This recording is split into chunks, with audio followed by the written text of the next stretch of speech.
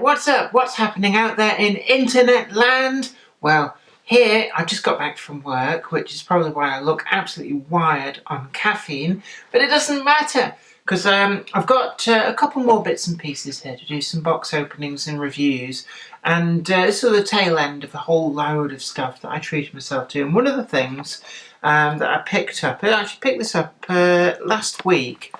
And this is the new Oxford Rail cattle truck, but in the North Eastern Railway livery. And it's been long awaited.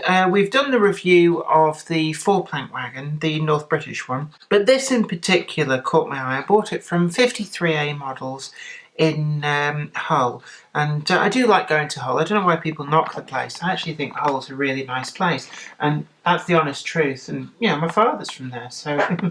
got to see a lot of the place as a kid. But 53A Models was actually my childhood model shop in a way, because visiting my grandma over in Cottingham, we used to always pop in there and buy second-hand Hornby 00. Now I'm going back there and picking up some newer stuff. And this is catalogue number OR76CAT002. And I've seen a lot of people whining about this, something rotten, on the internet. And to be honest with you, the whining is not justified. And that is a Jenny TM moment there. You just need to mull that over.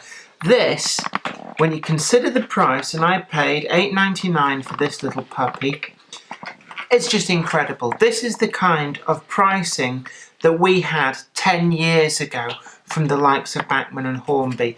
And really, to be honest, if you're quibbling over a few rivets and a few little bits and pieces, you need to start asking yourself, actually, should you not be out there building your own kits rather than criticising companies that have gone to a lot of effort to tool these up. And actually, the standard of this is something that really blows out of the water the certainly the older mainline Orange and Bachmann cattle truck, which they're still chucking out. It's just recently come out in North Eastern and LMS livery, and to be honest with you, that model is really, really dated and has so many fundamental flaws, and yet it's nearly twice the price of this wagon. So really, how can you complain about this wagon when stuff like that is on the market?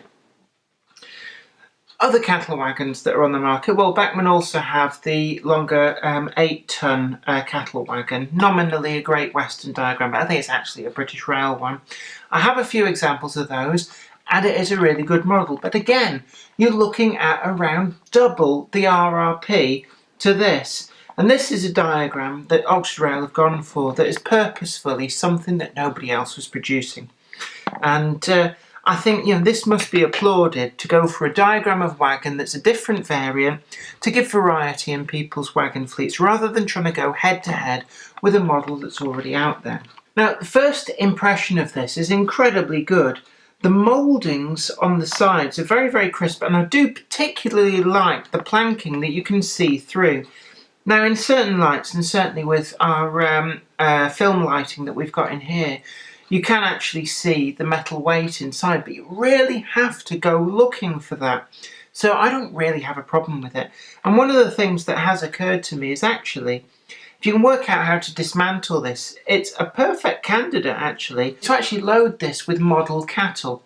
And I think model scenes do packs of cattle. So it's something that's perfectly plausible to do. And I think that this wagon would show off a load like that to the full. The actual thickness of the plastic sidings looks perfect in my view. There's no chunkiness, doesn't look like it's over-engineered. We've got these lovely metal bars in there, nice and straight, and very finely done. Now, one of the criticisms that I've seen, in fact there's three main criticisms from what I've seen of this wagon. One is the lack of internal partition. I mean, come on, get a life. None of these model wagons have very much in the way of internal detail. And general rule of thumb is you're just not going to see it. So that extra cost is not worth it to bump up the price for everybody else who couldn't give a flying hoot about stuff that they can't see. So that's dealt with that little criticism. I think the angle of the roof and certainly the thickness of the roofing is pretty nice. It certainly gives a good impression of a cattle wagon to me. I'm not massively familiar with the original prototypes. What I do know is it's a 9-foot wheelbase, so you can see there the wheels are actually quite close together, and what that would mean is that certainly if you tried to run these wagons at high speed, they would hunt a lot, and certainly later on the newer wagons that were built with a 10-foot wheelbase just to provide a bit of extra stability. The actual underframe detail is superb. We've got all of this brake rigging, which is something you almost never see on ready-to-run models. I've seen elements of that on the Hornby horse box, the Great Western horse box that they did. And certainly that, again, that's a wagon which the RRP is more than double this. Now, this is where we get into the one niggle which I think is to some extent justified, and it does mystify me why Oxford Rail have done what they've done. And effectively, when you look at the base there, you see the little panel there where it says Oxford, name checking the company. But that is the exact spot where the vacuum cylinder should be. And actually, the vacuum cylinder is one of the few bits of underframe detail which, when it's running on the track, can be seen. So it does baffle me why they've decided to not put the vacuum cylinder on in order to put that Oxford there, or that they could have moved that Oxford logo to the other side and had the vacuum cylinder. And to me, that is the only criticism that I can find that I believe in some manner is justified. And especially when they've gone to all this trouble for all this brake rigging, and indeed you've got the representation of the actual chassis of the wagon. I mean, nobody's ever going to see that. So that is a niggle I can understand.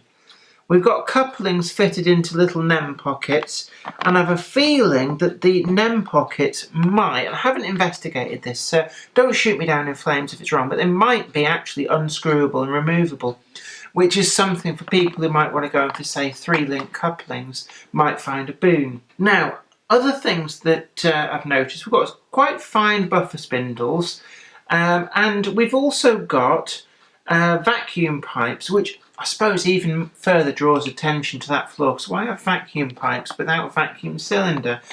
But there we go. We've also got what appears to be a pass-through steam pipe, and I'm not entirely sure whether that is what these two little flexible pipes are, but that's what they look like they could be to me.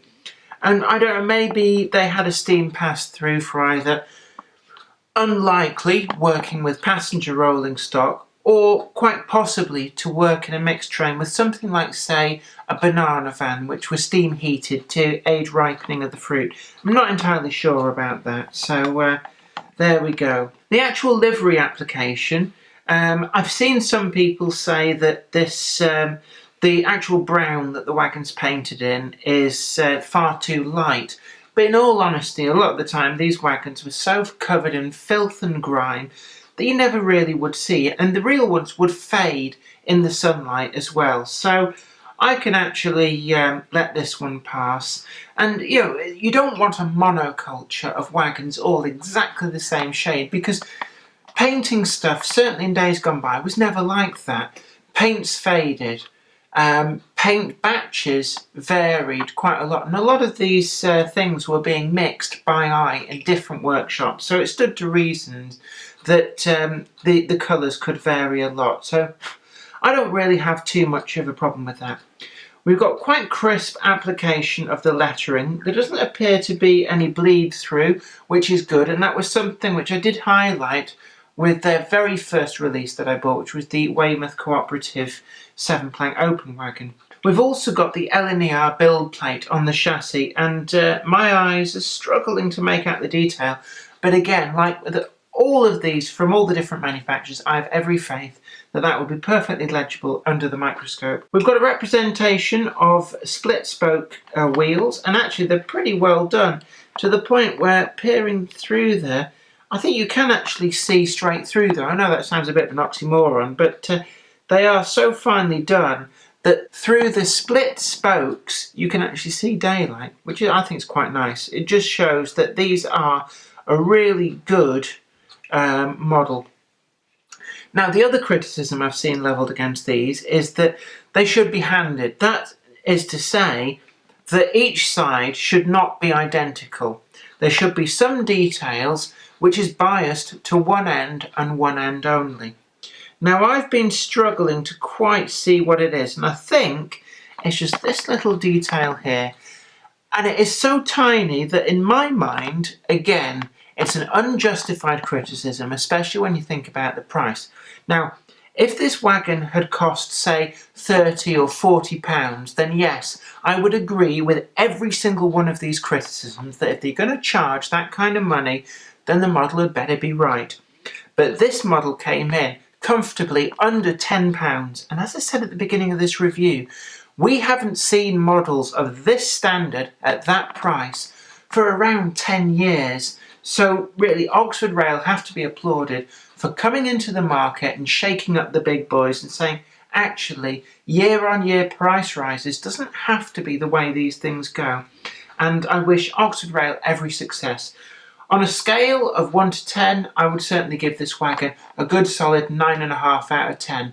Yes, there are flaws, but in my view, most, if not all of them, are somewhat minor to very minor and trivial, and the price tag forgives an awful lot of that. Anyway, this has been me, Jenny Kirk, saying I hope you've enjoyed this video and it's been informative for you too. Don't forget to like it, share it as well, and subscribe to the channel, and you'll be the first to know about all the hip and groovy things that we do. Anyway, there, internet, you take very good care of yourself, and stay good. Don't look at the naughty stuff.